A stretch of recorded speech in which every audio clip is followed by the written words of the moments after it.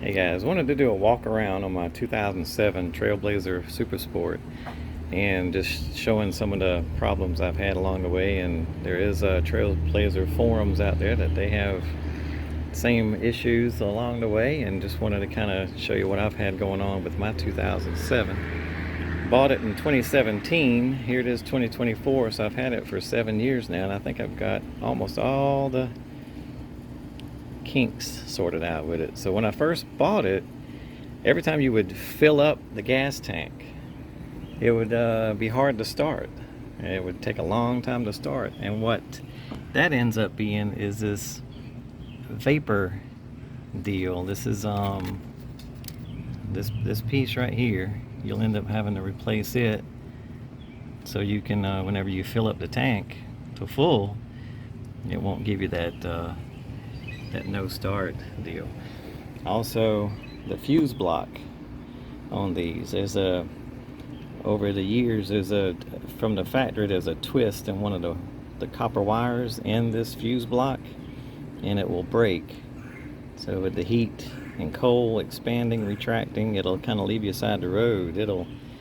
You can probably get somewhere after you've gotten that hot, go in to crank it up, and it won't start. Throws a code P1600 and something, like 1624. I got a video on that that I had to go through. So you're just rebuilding your fuse block, taking that old copper wire out of the way, and I think it's a 20 gauge copper wire, and just replace it, and haven't had any issues in 7 years. Let's see, when I bought it, it already had some pace setter headers. Something to look at too when you get headers, the steering boot. Let's see if I can find that. The steering boot is real close to the headers. On these pace setter ones, it's not that bad. I've got maybe a 1/2 inch clearance, so that's not that bad. But a lot of times the headers will be rubbing against that steering boot on that the arm that comes out from the steering wheel, and it will cause a fire. So be careful with that.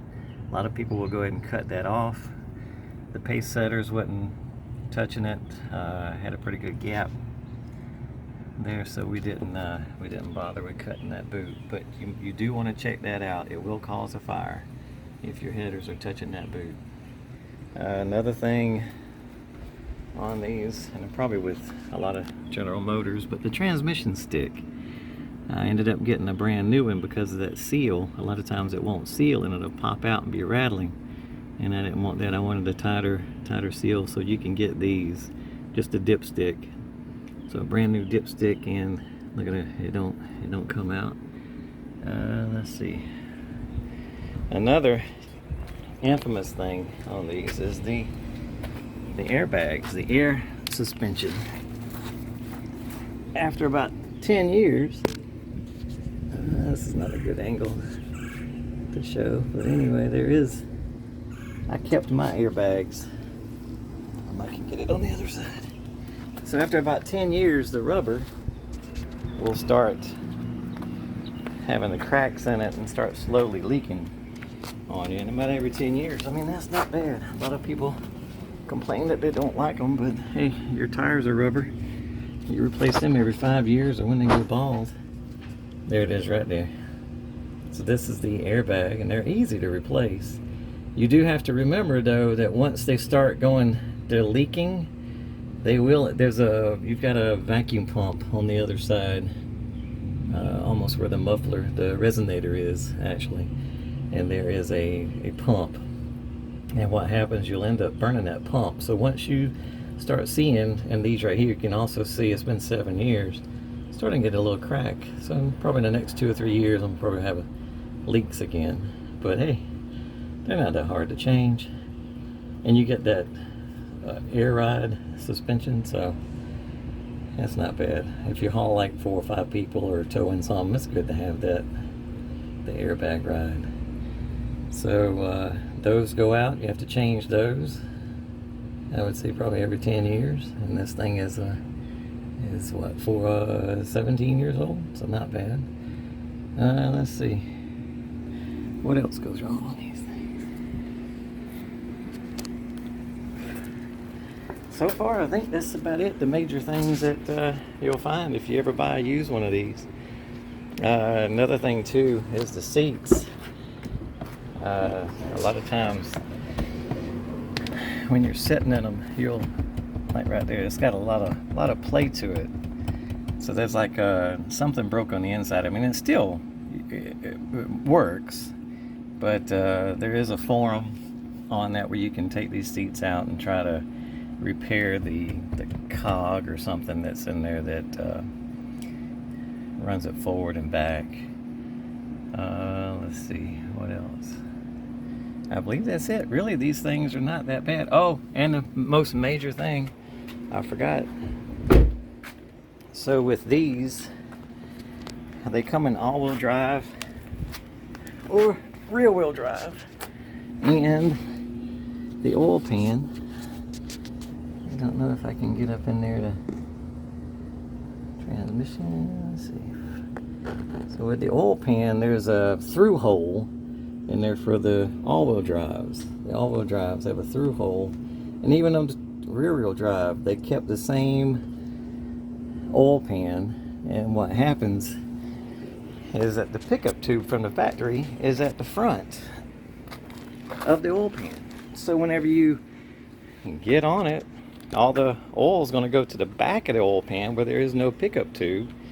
And well, once you run out of oil, main bearings start going away on it. So on your dipstick, whenever you buy one of these, make sure it calls for 6 quarts of oil. Make sure you go 7, at least 7. And that is up to the squiggly line on the dipstick. I'm probably going to get a drop of oil on it, but hey. So what it is, right here at the squiggly. Right now it's been sitting a while, so this thing will lie to you. I don't know if you can see that, but I've got oil all the way up, almost halfway up the dipstick. So you definitely got to wipe it, but what I'm getting at is, well, let's wipe it real quick. Alright, so I've wiped the dipstick down. I don't know if I can get this to focus, but you see the 3 dots, and that's your 6 quarts right there at the 3rd upper dot. But if you add another quart, you'll be right there at the squiggly. And I've heard that you can go up to 8 quarts without having any oil issues, because if you do add too much oil, then you're getting up around the crank, and then you're going to start churning it up to where it's a foamy oil, and that's also going to be a dry basically, and you're running out of oil if it ever gets foamy. So what I do, I just, whenever I have an oil change, I keep it up to the squiggly, 7 quarts, and I add oil once it gets down to that 3rd hole right there. You don't want it to go below 6 quarts. You want to try to keep it around 7, and you'll never have any issues of starvation from that oil pickup tube.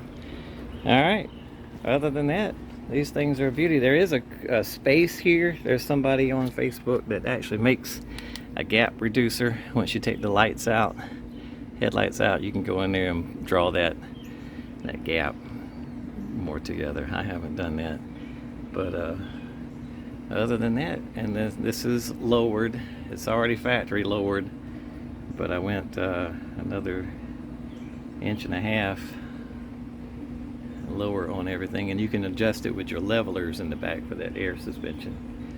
And you got to change to get the alignment right. You end up having to change the control arms, your upper control arms. There's modified upper control arms that are longer basically, so that you can get that right correct angle on your alignment.